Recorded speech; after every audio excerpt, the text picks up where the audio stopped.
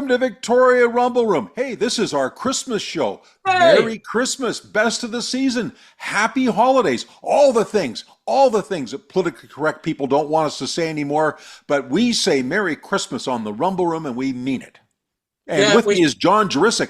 When I think about Christmas, I think about John Jurisic because he's such a sharing, caring kind of guy. oh, I'm loved by everyone, aren't I? Oh my gosh. I tell you who else is loved a ton around this time, and that's Santa Claus. And wouldn't that be great to hear from Santa Claus Well, about we what are going to is be handing out some gifts on this show. This is a special Christmas show, right, not doing the right. heavy stuff. Be a few heavy comments maybe off the top, because we'll also start off with handing out some lumps of coal, and that'll be our job, John, to throw out the coal. And I think the first piece that goes out goes to our beloved Prime Minister, Justin Trudeau. He deserves more than coal these days for some of the antics going on in Ottawa, starting off actually in Victoria, where he was part of the ceremony to say farewell to John Horgan. It was taking place in Langford. Gave a nice speech. In fact, you'd never know there was anything wrong. Then he goes back to Ottawa and there's a rebellion. Robin, I recently did a rant on Trudeau going down to Mar-a-Lago. Okay. I was pissed about that. That really upset me.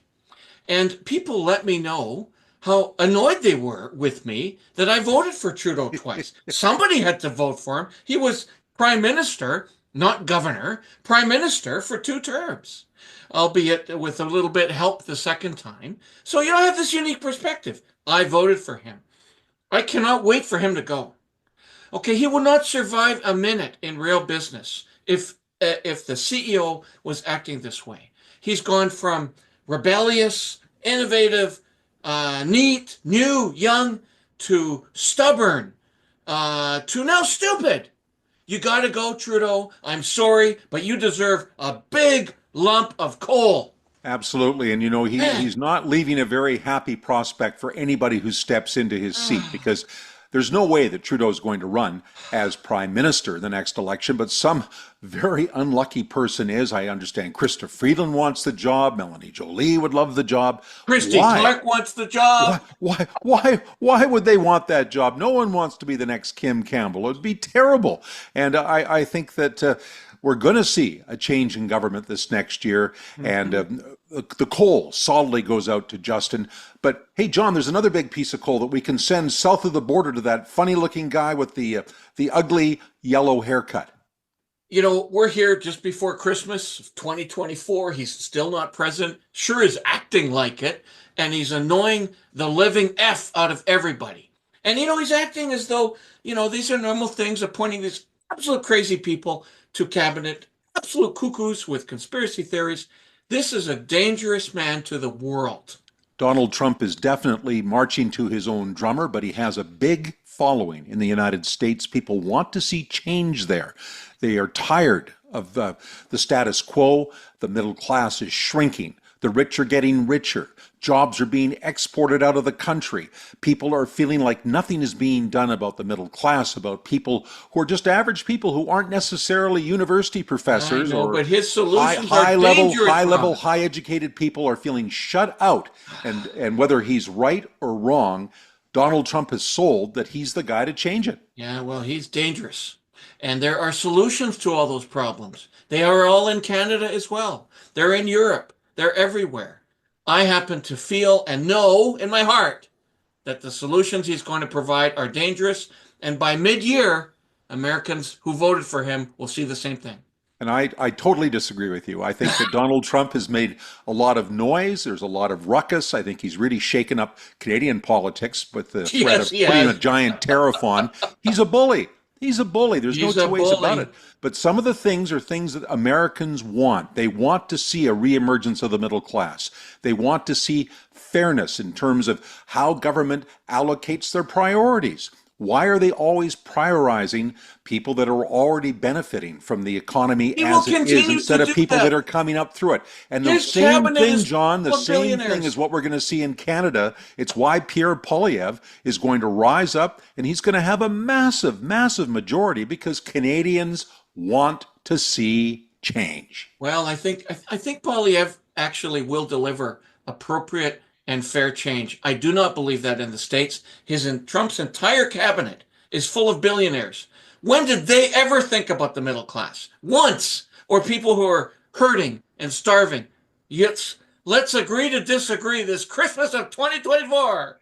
Okay, but we will throw some we'll throw some coal for Yeah. sure at Donald Trump because he's mean to Canada.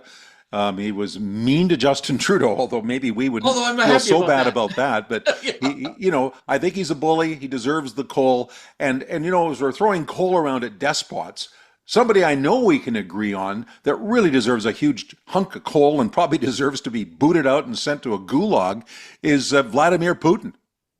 Without a doubt. Like it's like he's in another world. It's like here we're on Earth, and here is this despot, dictator on Mars, and he's got a completely different set of rules. However, with his big buddy now in U.S. presidency, he's going to get a whole bunch of what he wants. But he needs to go. He's failed in the Middle East. We've seen Syria uprising. Who knows how that's going to end up?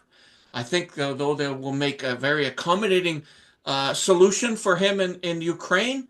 I tell you, this stuff, this kind of constant world wars that we're under has got to end, and Well, hopefully he will be gone with it. I have a feeling that we're going to see the end and the fall of Putin in 2025. But in the meantime, he deserves that coal. And John, honorable mention for some more local coal people that I think deserve it in a big way. Did you hear about those school teachers? There's a school play up on northern Vancouver Island, and they're going to have Santa and Rudolph in the play, and then a teacher rubs all those names out and says, "No, we can't have that in our play because that's not inclusive." That's making Christmas and a Christian holiday a priority, as if Rudolph and Santa are beacons of Christianity. I think that Right. deserves a giant lump of coal. It's part of Canadian traditions. I ride around in cabs fairly often, and most of the time the cab drivers are from other countries. A lot of them come from India, and a lot of times they have pictures of Christmas trees and their families right up in the cab. They're very proud of Christmas. People celebrate Christmas. They're friends of mine that are not religious. I have Jewish friends that celebrate and have Christmas trees. It's part of Canadian culture. So get over yourself. You get coal for that. And in an elementary school of all things, where kids they still believe in Santa. They actually wait for him or her. Here I'm being politically correct to come on Christmas Eve. Rudolph the Red-Nosed Reindeer. Some of the very best TV shows were based on this wonderful story, and I have memories to this day of Rudolph struggling and working and trying to, and then he becomes the leader of the pack. Oh, come Absolutely. on, people. Absolutely. This has gone out of control. Giant hunk of coal for cancel culture. Yes. Canada's a wonderful country. We have a wonderful culture. I heard the Prime Minister saying to somebody just the other day that Canadians who come to the country more recently, who are maybe the offspring of immigrants or are immigrants themselves, they appreciate Canada far more than people that were born here. Well, my family, I'm sixth generation Canadian. My family lived here for 200 years. We take great pride that we helped build this great country. And that kind of cancel culture and prioritizing and putting people in silos, that all gets coal from me. And John, I could go on, but I think it's time for us to shift because we have our special guest. Now it's time to say some nice things, some really, really nice things about some people, as it's time for the gifts under the tree from a special guy.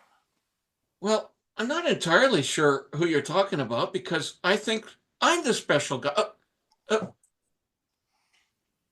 What, Robin? Somebody's coming to the door. Hold on, please. Oh, Santa Claus here. Busy from the North Pole. My elves are busy. My reindeer are busy. Mrs. Claus is busy. We are making toys. We are making food for a wonderful Christmas Day. I'm going to be so busy, but you know what? I heard you guys were talking about all these lumps of coal and things that people aren't doing. Let's talk about all the great things. The people on my good list. Let's do that right now. And I'm going to start off with Jeff Bray. Jeff Bray is the executive director of the Downtown Victoria Business Association. Man, oh man, does he deserve to be on the good list. Jeff is working hard to make Downtown Victoria, a great place to work and live. You know, he does tough things like, and he's very vocal, speaking out for businesses, people living and working downtown as they struggle. And I don't like when people struggle, but they're struggling with homelessness, crime, open drug use. Jeff Bray, you're on my good list.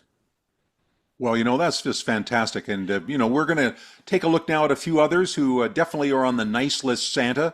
And thank God that you could drop by and help us out with this. Oh, I love it here. Now, who are you?